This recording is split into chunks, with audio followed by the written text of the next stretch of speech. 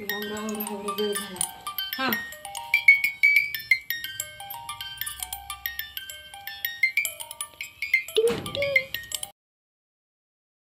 राम राम राम वेळ झाला। हां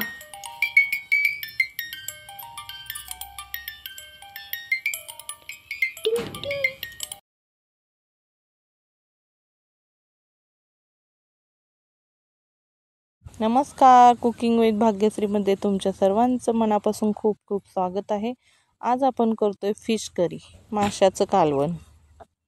जेव्हा आपण माशाचा रस्सा बनवत असतो, कालवण बनवत असतो, तेव्हा त्या फिशमधील सगळा अर्क रश्शामध्ये उतरून रस्सा तर एक नंबर छान होतो, पण त्यातील जे फिशचे तुकडे आहेत ते पांचट लागतात आणि ते तसे लागू नये म्हणून यासाठी आपण इथे एक भन्नाट ट्रिक यूज करणार आहे, ती तुम्हाला मी पुढे जाऊन सांगतच आहे, त्यामुळे व्हिडिओ शेवटपर्यंत पहा। तर इथं मी 1 किलो सुरमई मासा घेतलेला आहे, स्वच्छ धुवून पाण्याने घेतला आहे। पाणी अजिबात ठेवायचं नाही, याच्यामध्ये पूर्ण पाणी नितळून काढायचं आहे आणि तुम्ही तुमच्या आवडीने कोणताही मासा घेऊ शकता। इथं मी त्यामध्ये मीठ, हळद आणि आलं लसूण पेस्ट लावत आहे। अशी पेस्ट लावून आपल्याला हे अर्धा तास ठेवून द्यायचं आहे, जेणेकरून आपल्या ज्या रश्शामध्ये जाणाऱ्या माशाच्या तुकडे आहेत ते पांचट लागणार नाही। हीच ती ट्रिक आहे, जेणेकरून आपल्याला माशाचा व्यवस्थित रश्शामध्ये चव लागणार आहे। असे लावून आपल्याला अर्धा तास ठेवून टाकायचं आहे। तोपर्यंत आपण रश्शासाठी लागणारं साहित्य पाहूया।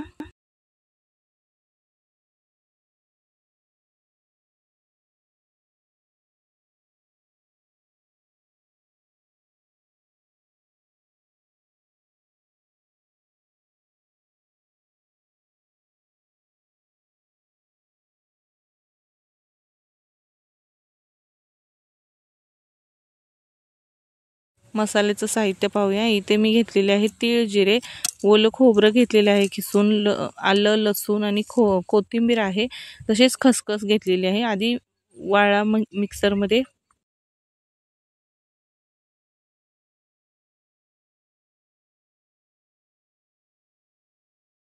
इथे आपण मिक्सरच्या भांड्यामध्ये आधी वाळं जिन्नस टाकून घेणार आहे, जे तीळ, जिरे आणि खसखस हे पहिल्यांदा बारीक करून घेतलेलं आहे। नंतर आपल्याला ओलं खोबरं, लसूण, आल्याचे तुकडे आणि कोथिंबीर हे सर्व मिक्स करून घ्यायचे आहे।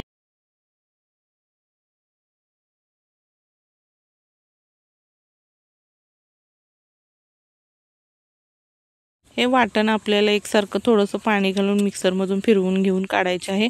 तोपर्यंत मी इथे एका कढईमध्ये तेल टाकून घेतलेलं आहे, त्यामध्ये आधी तिखट टाकून घ्यायचं आणि गरम मसाला, फिश करी मसाला टाकलेला आहे। त्याच्यानंतर हे तेलात व्यवस्थित परतून घ्यायचे, जेणेकरून आपल्या तर्रीला एकदम लाल भडक अशी तर्री येणार आहे रश्श्याला।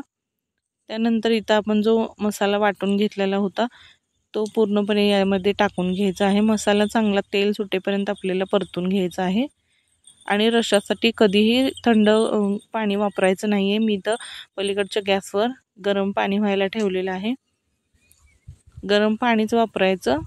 चिकनचा रस्सा असो, अंड्याचा असो, नाहीतर माशाचा असो, खूप टेस्ट छान लागते रश्शाला, गरम पाणीच वापरायचं नेहमी। अशा प्रकारे इथे सर्व मसाला वाटण आपल्याला तेल सुटेपर्यंत चांगलं व्यवस्थित परतून घ्यायचं आहे। आता इथे अशा प्रकारे सर्व मसाला आपण परतून घ्यायचा आहे। तेल सुटेपर्यंत चांगला मसाला तेलात भाजून घेतला म्हणजे व्यवस्थित रश्शाला खूप छान टेस्ट लागते।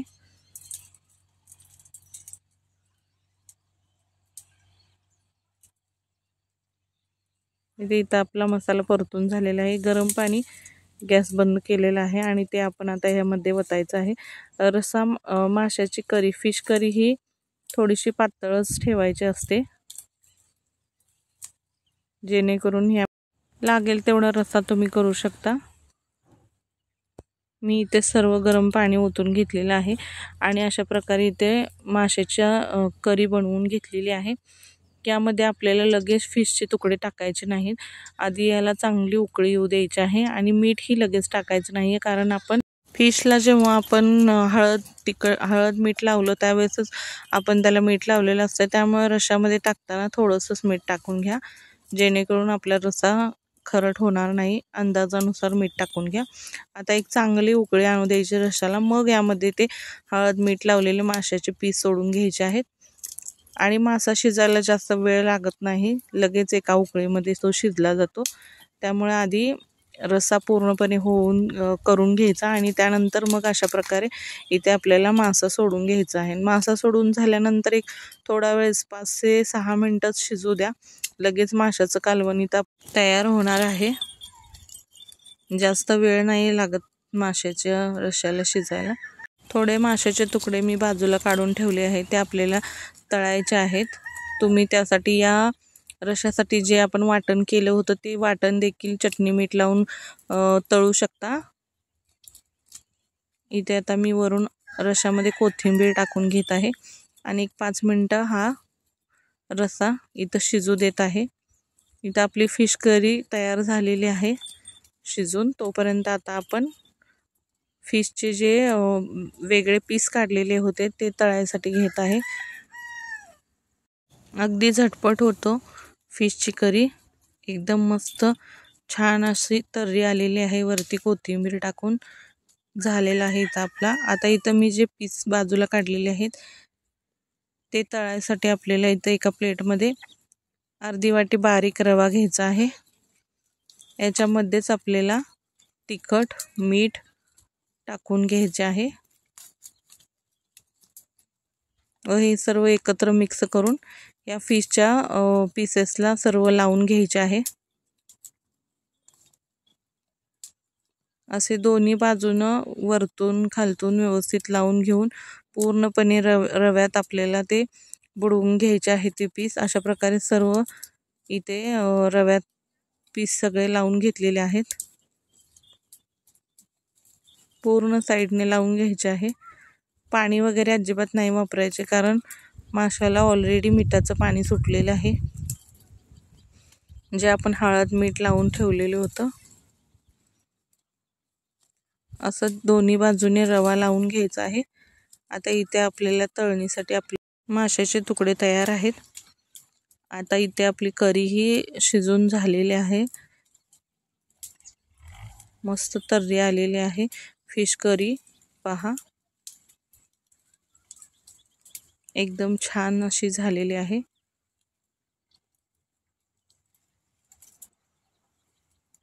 तुम्हाला आणखीन हवा असेल तर तुमच्या आवडीनुसार यामध्ये तिखट टाकू शकता किंवा आणखीनही रस्सा वाढवायचा असेल तरी वाढवा शकता. आता इथे आपण ठेवलेला आहे गॅसवर, त्यामध्ये आपण तेल टाकून घ्यायचे आहे.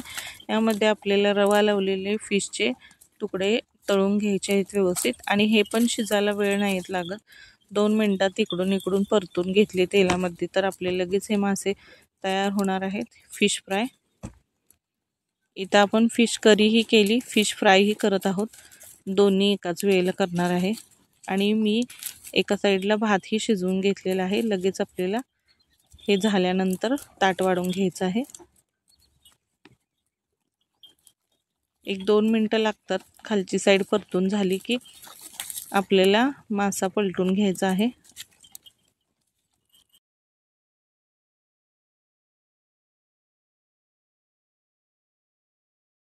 तर इथे आपली फिश करी देखील तयार झालेली आहे आणि मी सोबत भातही बनवलेला आहे. भातासोबत फिश करी एकदम अप्रतिम लागते. आणि इथे आपलं फिश फ्रायही तयार आहे. तुम्ही अशा प्रकारची रेसिपी बनवून पहा आणि कमेंटमध्येच नक्की सांगा कशी झाली ती. आणि व्हिडिओ आवडल्यास लाईक करा, चॅनलला सबस्क्राईब करा. परत भेटू अशाच एका नवीन रेसिपीसोबत. तोपर्यंत धन्यवाद.